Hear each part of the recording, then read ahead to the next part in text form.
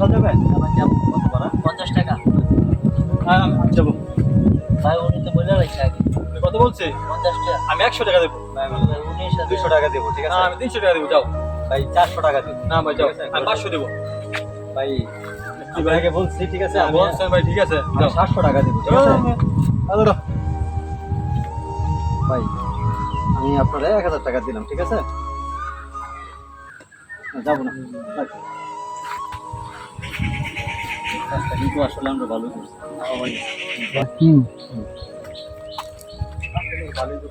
ভাই শুনে কিছু মনে রাখুন, একটা কথা জিজ্ঞেস করি।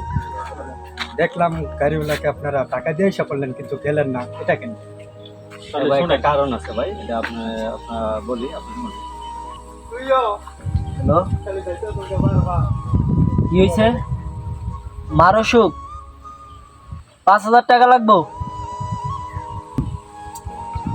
মারো সুখ 5000 টাকা কই পামো এখন?